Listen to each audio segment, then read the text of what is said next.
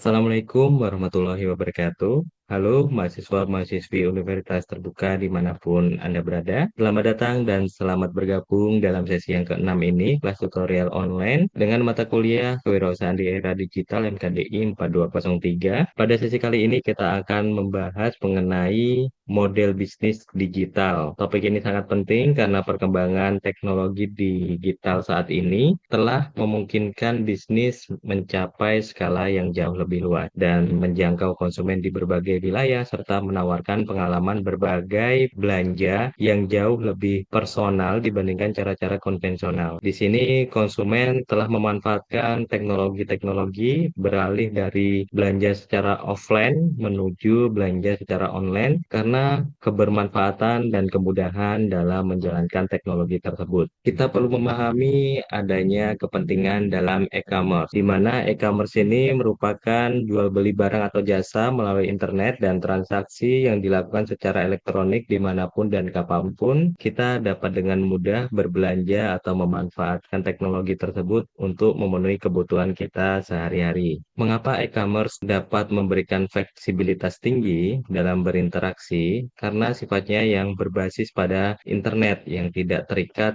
oleh batasan geografis maupun waktu operasional. Tidak seperti toko fisik yang memiliki jam buka dan jam tutup terbatas tentunya. Nah, platform ini kita dapat gunakan 24 jam, bahkan kita dapat menggunakan aplikasi atau platform tersebut dimanapun dan kapanpun kita mau. Hal ini memungkinkan konsumen untuk melakukan pembelian dan kemudahan. Kita juga harus tahu jenis-jenis dari e-commerce, yaitu ada B2C, business to consumer. Hal ini adalah model di mana perusahaan menjual langsung kepada pembeli secara individu. Alasannya, platform digital memangkas perantara sehingga bisnis bisa langsung menjangkau pelanggan di mana saja. Contoh, seorang pengrajin sepatu lokal menggunakan media sosial atau marketplace untuk menjual produknya secara langsung ke pelanggan di kota lain, sehingga pengrajin tersebut tidak perlu lagi mengandalkan toko fisik untuk menarik pembeli. Kemudian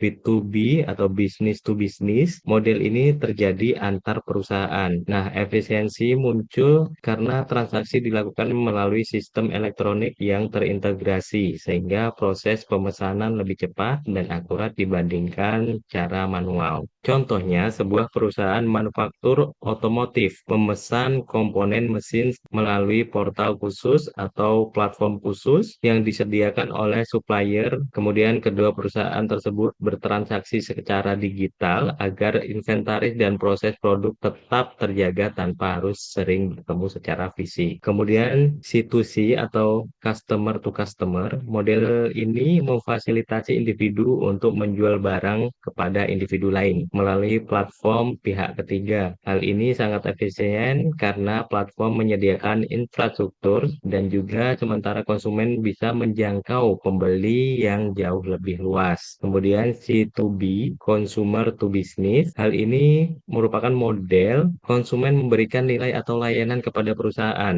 Hal ini memungkinkan perusahaan mendapatkan solusi dari masyarakat dengan cara yang jauh lebih praktis melalui internet. Contohnya, seorang fotografer atau freelance menjual foto. Nah, hal ini dijual melalui situs atau platform yang disediakan. Kemudian dari stok foto tersebut, perusahaan atau media nantinya akan membeli hak penggunaan foto tersebut untuk keperluan iklan mereka. Nah, secara keseluruhan, model-model ini memberikan fleksibilitas karena semuanya didukung oleh teknologi dan memungkinkan transaksi terjual secara elektronik kapan saja dan di mana saja yang pada akhirnya memberikan kenyamanan bagi semua pihak yang terlibat. Keuntungannya, memperluas jangkauan pasar, meningkatkan efisiensi, dan memberikan kenyamanan belanja bagi konsumen. Kemudian dari segi faktor pendorong transformasi. Mengapa begitu banyak bisnis beralih ke model digital? Ada tiga faktor utama yang mendasarinya. Yang pertama, teknologi digital. Nah, munculnya internet, perangkat mobile, dan berbagai platform online telah membuka peluang bisnis yang sebelumnya tidak terbayangkan. Kemudian faktor yang kedua, perubahan perilaku konsumen. Hal ini, konsumen sudah sangat bergantung pada perangkat digital. Konsumen menuntut pengalaman yang serba cepat, mudah, dan personal. Kemudian faktor yang ketiga, kompetisi global. Hal ini, bisnis sekarang tidak hanya bersaing dengan tetangga sebelah atau bisnis lainnya, tetapi dengan perusahaan dari seluruh dunia. Hal ini memaksa setiap bisnis untuk lebih efisien, inovatif agar tidak tertinggal dan agar memenuhi kebutuhan konsumen. Itulah faktor pendorong transformasi model bisnis digital saat ini. Keuntungan